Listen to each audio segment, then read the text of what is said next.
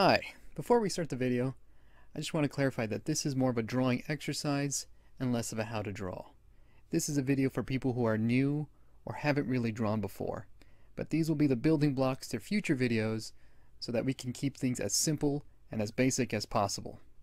And with that being said, enjoy. Welcome to How to Draw the Basics, where we're going to go over the very simple and basic parts of drawing. Today we're going to be drawing the letter I, or more specifically, this letter I. And what I like about this guy is he is an overly simplified version of these three figures here. We're going to do a very basic exercise for those of you who haven't really drawn before. And what we're going to do is draw a stick figure. What I like about this is we all can draw stick figures, no matter what skill level you're at. But personally, I don't like these type of stick figures right here. I usually go with this guy, just because you can build upon them, and you get a basic sense of where, let's say, the shoulders go, and where the legs go. This is a little exercise I would do back in high school when I was in a animation program for, I believe, was at Acme Studios, so Warner Brothers.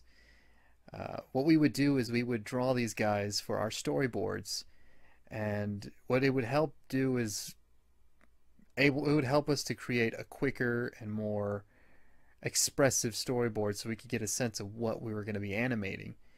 And our first assignment, we had to do an animation all in stick figures, because what we wanted to do is they wanted us to create an expressive character with no facial features but just body language, and as simple and as cleanly and as quickly as possible. So as you can see, I just drew, it obviously looks sort of like Ryu. I'm going to give myself the benefit of the doubt. Or we're going to draw, I don't know if you can tell what this is. Should probably look at reference photos. A ballerina. I think I get frustrated here because the legs look a bit weird.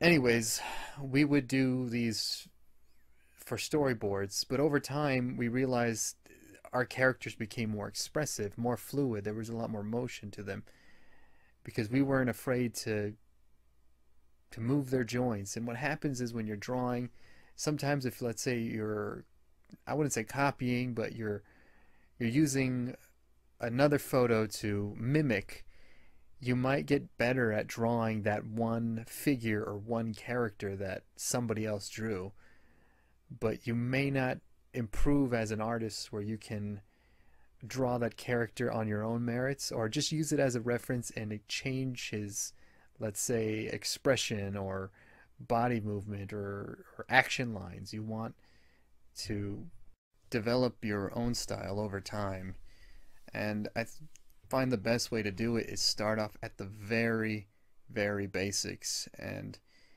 you may look at these and go, they're just stick figures, but actually some of my favorite animators and one of my favorite Flash games and one of my favorite comics, they're all stick figures. The first one, again, one of my favorite animators and storyteller, Don Hertzfeldt. He did a series called Rejected. I'll leave a link in the description.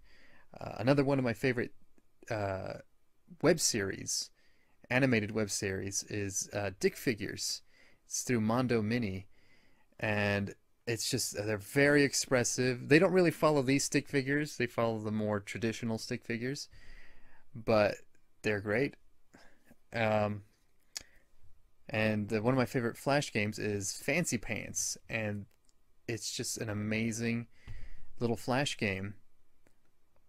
But what I like about these stick figures, the ones that I'm showing you here, is you can build upon them. So I'm just showing you real quickly what you can do with this stick figure.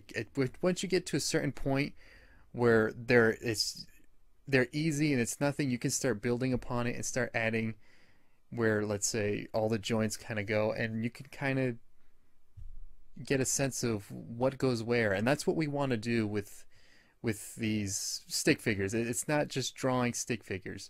We want to train your eye and your hand to really see what you're doing. And the only way to do that is through practice, practice, practice. And the best way to start is to start off with something you know you can draw. and something that's simple and to the point, especially if you're new to drawing.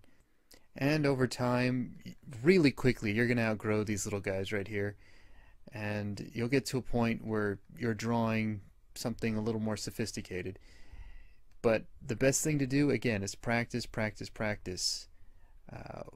One of the main rules I have with drawing, I find the best way with drawing, is to, one, again, practice. Two, know your limits. And three, always try to surpass your limits. And the last one, I just tacked this on, it's going to be corny, but have fun with it. Just because I find the best way to learning is having fun. And if you're not having fun, either one, you're going to get tired of it, or two, it's just going to get annoying. So have fun and just draw. So, if you enjoyed the video, feel free to leave a like. Or if you have any questions, ask in the comment section.